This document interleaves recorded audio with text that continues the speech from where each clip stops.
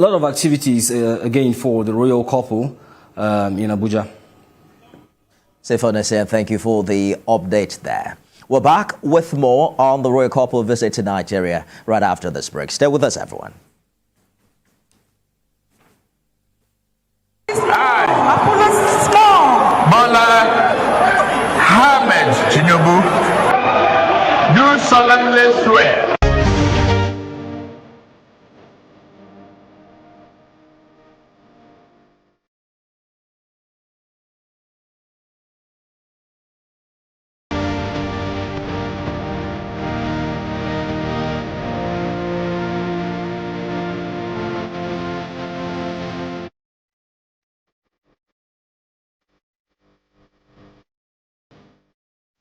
Welcome back, everyone. We understand that the Duke and Duchess's visit to Nigeria is to strengthen the injured soldiers and also bring some inspiration and hope to them, particularly when you consider Nigeria's presence in the Invictus Games last year. Exploring the potential of hosting the event in the future is also part of the talks. The Invictus Games was created by Prince Harry as an international multi-sport event, first held in 2014 for wounded, injured, and sick servicemen and women, both serving and veterans.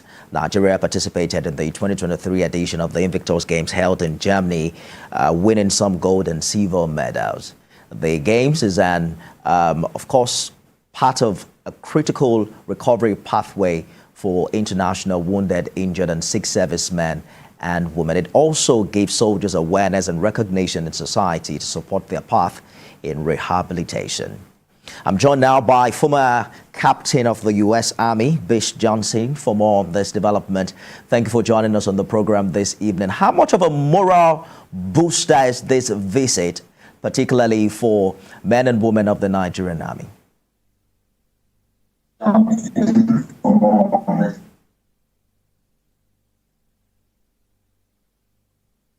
Mr. Johnson, I'm asking how much a moral booster you think this visit is for servicemen and women. Yes, I'm hearing you. It's huge. Well, you probably will have to turn down the volume of your TV set where you are so that we can do without the feedback audio we're hearing from here. Can you do that for us quickly?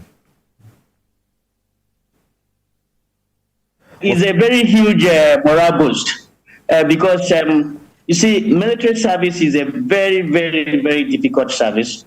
Most of the time, you are overworking yourself. It's something that you put in so many hours, have little sleep. Most times, you are away from your family. And it's even more difficult when the service member is injured.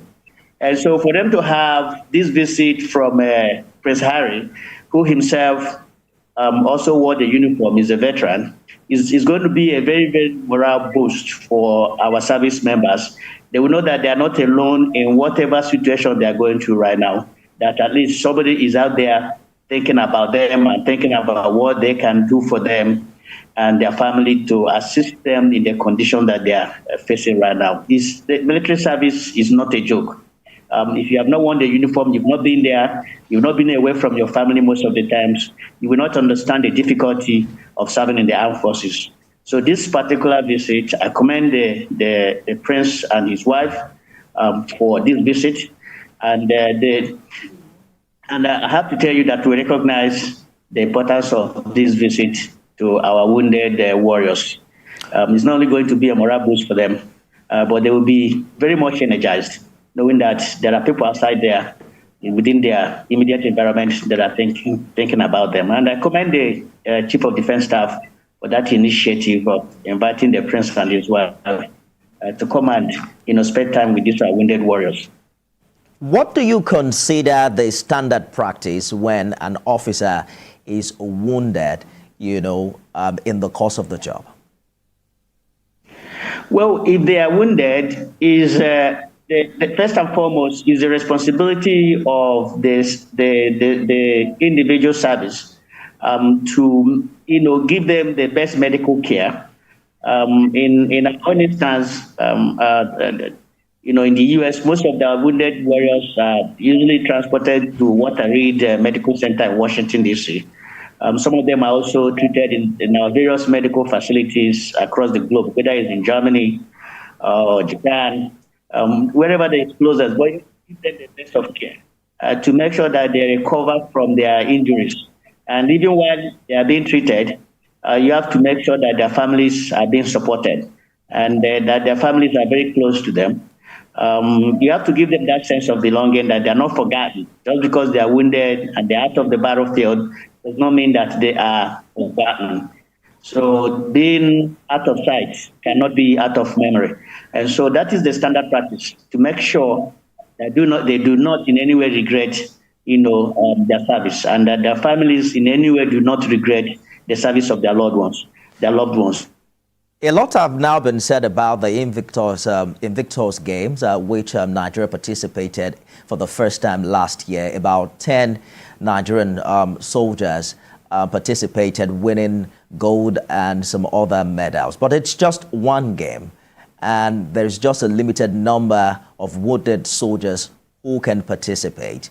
What do you make of the current quality of warfare?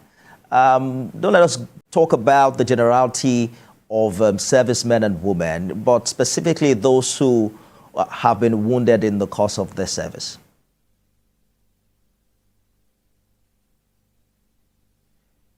We may have lost connection with Bish Johnson. We'll try to reconnect with him and continue that conversation.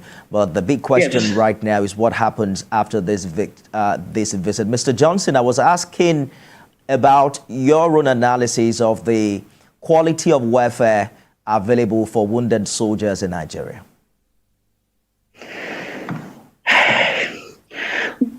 Well, to be honest with you, I don't know exactly what kind of care that is being given to them. Is one area that I personally have not paid attention to, which this visit has drawn my attention to, and which I want to get involved to see what kind of care that they are receiving, having seen and experienced the kind of care that are given to U.S. Wounded warriors. But by and large, I don't see Nigeria doing terribly bad in this aspect. It may not be as good as what wounded American warriors receive, but I don't expect it to be that bad. I expect it to be at least something that would be commensurate to the level of welfare that we give to people in this country. So we expect that it will be something that will be meaningful, and it won't be that terrible. It won't be that bad. So in the U.S. Army that you are more accustomed with, what happens when a soldier loses a limb, a leg? Does that automatically evict them from the service, or they have other roles that they can play? It depends on the type of injury. If they lose a leg or an arm, obviously they will not be able to be involved in active service. Basically, what is going to happen is that they will be removed from service, and they will be transferred to Department of Veterans Affairs that will continue to care for them. We have a ministry level Veterans Affairs. Is a department. It's just like a State Department or Department of Defense. This one is for those who have left the services. So if they have such injuries that they can no longer continue services, they will be transferred to Department of Veterans Affairs, where they will continue to receive the same care, or if not more, as what they were receiving while they were still in active service. There won't be any difference between the kind of care they receive while in the Department of Veterans Affairs from what they were receiving if they were still to be active. So it depends on the level of injury. If it's injury that you can't continue in your service, you will have to be transferred to the Department of Veterans Affairs. So a lot of reactions have trailed, the news from Nigerian Army that the officers involved in the aero bombing in Kaduna I think last year, have been court-martialed. There's a thin line between, the need to discipline errors of that kind, especially when you consider the magnitude that we recorded in a number of deaths. But how do you draw the line between also not discouraging members of the troop? Yes, I think in my previous interview with respect to this particular subject matter, I was very, very clear that, yes, there will be, people will be disciplined. But at the same time, the services will be very cognizant of the fact that they cannot subject service members to a situation where they will be very reluctant to do their job for fear of, making mistakes and being punished.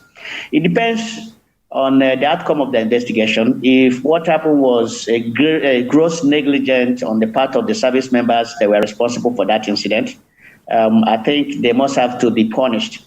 And the reason why they have to be punished is to make sure there is a deterrence to others who may bypass, standard operating procedures. Because everything in the armed forces, even on how you tie your shoes, how you wear your uniforms, everything has a manual, a standard operating procedure that you have to follow to be able to do all those things, including how you do your job. There's always some kind of guideline or document that you will follow to be able to execute your job, to make sure that you do it efficiently and effectively. And so if there's a gross negligence on the part of the service members, I don't think that I believe that the military have no other option to make sure that those who are that much very negligent in their duty as to have caused that level of civilian death must be punished. So I think whatever punishment is being meted at now is as a result of the outcome of the investigation that had been carried out within the service. Bish Johnson used to be captain with the U.S. Army. Thank you so much for sharing your thoughts with us on the show this evening. Thank you very much for having me. Hopefully, Prince Harry and Duchess Meghan's visit will call the necessary attention to quality welfare needed for veterans within the Nigerian military. That's our show today, everyone. You can watch it again at midnight and at 6 a.m. tomorrow. I am Nifemi Oguntoye. See you again at 7. Bola Ahmed Tinubu, do solemnly swear